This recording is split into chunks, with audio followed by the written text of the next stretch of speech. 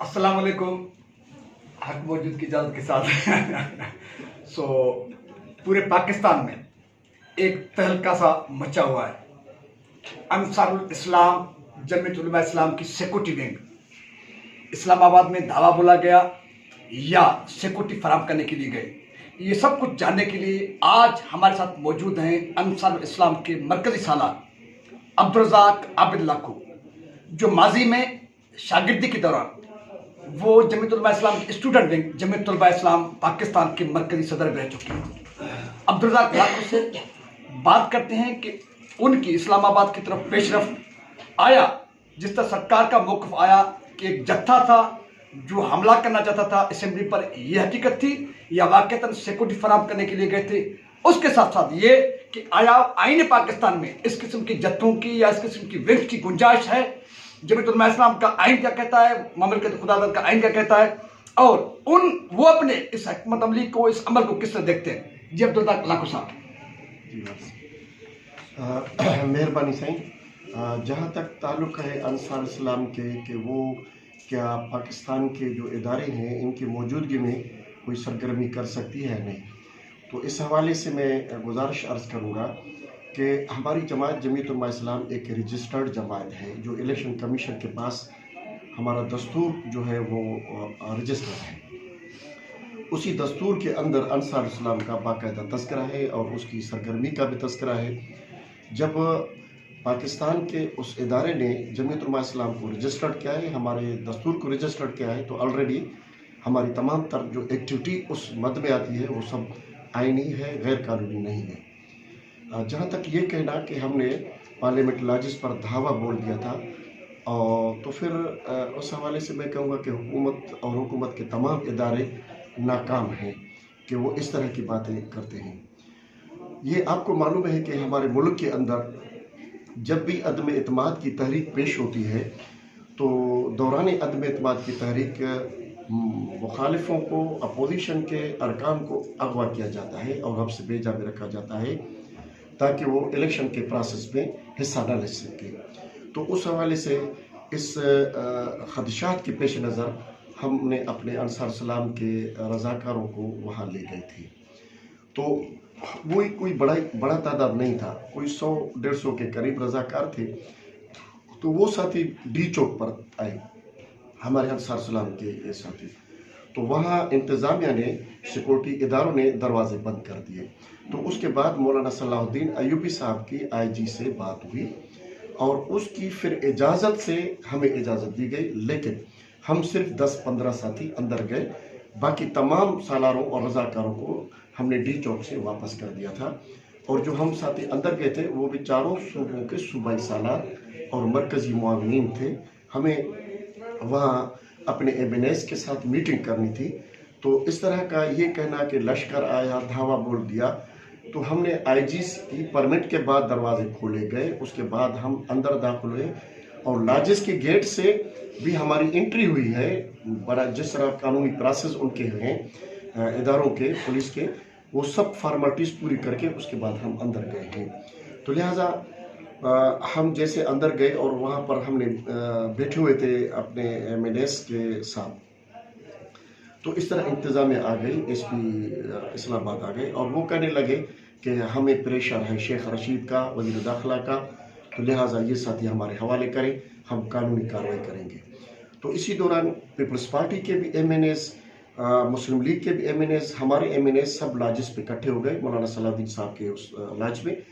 तो वहाँ पर ये चीज़ें होती रहीं।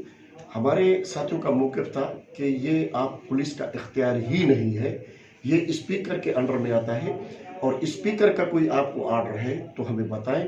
स्पीकर का भी कोई आर्डर नहीं है। अच्छा, इन साथियों पर अगर एफआईआर है तो वो कापी दे दें तो भी हम आपके हवाले करने के लिए तैयार हैं। कोई आपके इनको वेपन है या कोई गैर कानूनी ऐसी चीज़ इनके हाथ में है, कोई चाकू छुरी है, तो फिर भी हम करें। ये बगैर हथियार के, बगैर लाठी के, बगैर हाथ खाली आए हैं, तो फिर आप इनको किस तरह, किस मद में कोई वारंट वगैरह दिखाए? तो ऐसी चीज़ कोई भी नहीं थी। तो बहरहाल ये हुकूमत की बौखलाहट थी, शेख रशीद की बौखलाहट थी, चूँकि अब वो जा रहे हैं तो इस तरह की वो हरकतें कर रहे थे। ताकि मुल्क का रुख तब्दील करें, खाना जंगी की तरफ इस चीज़ को हम ले जाए। लिहाजा हमने ऐसा करने नहीं दिया और उन लोगों ने हमें अरेस्ट किया। फिर अरेस्ट करने के बाद शेख साहब ने कहा कि हम इनको 4 साल जो है अंदर रखेंगे, कोई ज़मानत नहीं होगी। लेकिन एक ही रात में 4 घंटे के अंदर वो घुटने टेक पर मजबूर हो गया और उन लोगों ने हमें आज़ाद कर दिया। तो मैं समझता हूँ कि इंशाअल्लाह ताला हमने जो कदम उठाया था एक मुकद्दमतुल जैश के तौर पर था। पूरे पाकिस्तान के अवाम को हमने इनके असल चेहरे को जो है वो खोल कर दिखाया कि ये करना क्या चाहते थे।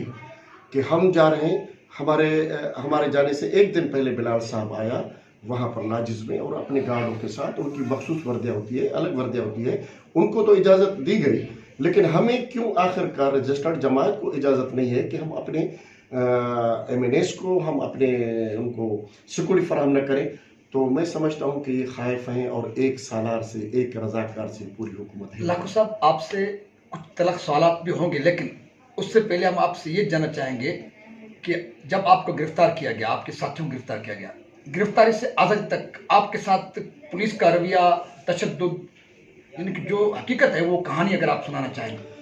देखिए कि मैं तो कहता हूँ कि इस्लामाबाद हमारा जो है एक दारुल हुकूमत है, दारुल खिलाफा है हमारी। तो कम से कम वहाँ की पुलिस को जब वो ट्रेनिंग सेंटर में ट्रेनिंग देते हैं तो इखलाकियात के खुसूसी सबक उनको सिखाया जाए। आखिरकार वो तो एक इस्टेब्लिशमेंट का शहर है, वो हमारी जो है कायदीन का, इक़्तिदार के में रहने वाले लोगों का है, बड़े लोगों का शहर है। तो उन लोगों की तो घटिया हरकतें शिकारपुर के थाने से भी बदतर थी कि तशद्दुद तो यानी हद की बात यह है कि मदीने की रियासत के दावेदार हैं, अंदर हमें वुज़ू के लिए पानी नहीं दे रहे थे, 2 घंटे तक हमें तड़पाते रहे। हमने कहा हमें इजाज़त दी जाए, हम बाजमात नमाज पढ़ें। बाजमात नमाज पढ़ने की इजाज़त नहीं दी गई, पानी तक हमें नहीं दिया गया। सर्दी थी इस्लामाबाद में तो कोई हमें चटाई नहीं दी गई। तो ये उनका रवैया था। बाकी जहाँ तक मुक्का मुक्का, धक्कम धुक्का ये चीज़ें होती है और उन लोगों ने की है, तशद्दुद भी किया है, फर्दन भी किया है तशद्दुद, लेकिन ये बहरहाल एक वक्त आएगा। लाखो साहब, जहाँ तक मुझे पता है कि जरदारी साहब ने चलते हुए प्रेस कॉन्फ्रेंस में कहा था कि भाई हम मौलाना फजल रहमान साहब को कहेंगे कि वो अपना सिक्योरिटी फराहम करने के लिए अपना अंसार इस्लाम के जो दस्ते में दे। आप नहीं समझते कि जरदारी साहब एक बार फिर आपको आगे करने, लाठियों में आपको करने में और मसाइल और मुश्किलात में आपको धकेलने में कामयाब हो गए और खुद तमाशाई बनते देखते रहे माजी की तरफ? ये आपके इतलात हैं, ये कोई हकीकत बात नहीं है कि जरदारी साहब ने इस तरह की कोई अपील की थी या नून लीग ने अपील की थी। कोई अपील नहीं थी। हमने खुद अपने तौर पर यह चीज़ तय की थी, अपना फैसला किया था, किसी के कहने पर हम नहीं गए थे। हमने अपनी जिम्मेदारी महसूस की और ये हमारी तारीख रही है कि हमने मौलाना फजल रहमान साहब ने जब 150 खिदमत दारुल देवबंद कॉन्फ्रेंस की या आज़ादी मार्च की, जिसमें 50-50 लाख लोग आते हैं, तो हमारे पुलिस की क्या नफरी है, किस तरह उसका इंतज़ाम संभालेंगे। ये अंसार इस्लाम ही है जो इतना बड़े क्राउड को संभालती है और इस्लामाबाद का पत्ता तक हमने नहीं तोड़ा, कोई गंबला तक हमने नहीं तोड़ा। अब उन रजाकारों के चेहरे को मसख करके और इस तरह पेश करना ये बहुत बड़ी ज़्यादती है। 18 दिन तक हम इस्लामाबाद में बैठे रहे। हमारी किरदार बिल्कुल पूरी कौम के सामने है, इंटरनेशनल मीडिया के सामने था कि कोई एक भी हमें चीज़ दिखाएं कि किसी के खून का एक कतरा हमने बहाया, कोई चीज़ हमने तोड़ी। तो इसलिए मैं कहता हूं कि ये सिर्फ इनका एक ड्रामा था और हकीकत को कहीं और लेके जा रहे थे। लेकिन इंशाअल्लाह ताला JUI पाकिस्तान की वाहिद सियासी मजहबी तंजीम है जिसको लोग मानते हैं कि ये बराबर सियासत करते हैं और मजहबी इंतहा पसंदी नहीं पाई जाती। आप नहीं समझते कि ऐसे हालात में एक तरफ तालिबान की हुकूमत हो और आप पे एक ये स्टैम्प भी है कि आप तालिबानाइजेशन को सपोर्ट भी करते हैं, ऐसे माहौल में आप इस्लामाबाद में खाकी वर्दी पहनकर जत्थों की सूरत में जाएं, आपके लिए कितने मसाइल हो सकते हैं, आपके खिलाफ कितनी तनकीद हो सकती है, आप उनसे बाखबर नहीं थे? देखिए कि ये सिर्फ अंसार इस्लाम के खाकी वर्दी वाले, सिर्फ जमीयत उलमा इस्लाम के जो रजाकार हैं, ये सिर्फ हमारी जमात को नहीं है। इस तरह ANP है, सुर्खपोश लोग हैं उनके साथ और वो अपने नज़म को संभालते हैं। इस तरह मुस्लिम लीग के पास यूथ विंग है जो ये काम संभालती है। पीपल्स पार्टी के साथ भी इस तरह के ग्रुप्स हैं, वो काम करते हैं, अपनी सिक्योरिटी करते हैं। تو اس طرح کی کوئی نہیں ہے. دیکھیے کہ اس طرح کے نیشنل گارڈ جناح صاحب نے بنائے تھے جو پولیس سے ہٹ کر اپنے اداروں سے ہٹ کر ایک تھا. تو یہ کیا چیز ہے؟ اس طرح کی کوئی وہ نہیں ہے کہ اس سے بس ہاں یہ تھا کہ ہمیں صرف داڑھی تھی، اس چیز سے وہ ڈر رہے ہیں، لیکن ڈرنے کی بات نہیں ہے. اب داڑھی ہی انشاءاللہ تعالیٰ پوری قوم کی اور ملک 23 مارچ کو مولانا فضل الرحمان صاحب نے ایک بار پھر کال کی ہے کہ اسلام آباد کی طرف سب کو موو کرنا ہے. جی آپ کی ذمہ داری تو زیادہ بنتی ہے. جی جی انصار اسلام آگے ہوگا یا جیالے آگے ہوں گے؟ لاٹھیاں کون کھائے گا اور اقتدار کس کو ملے گا؟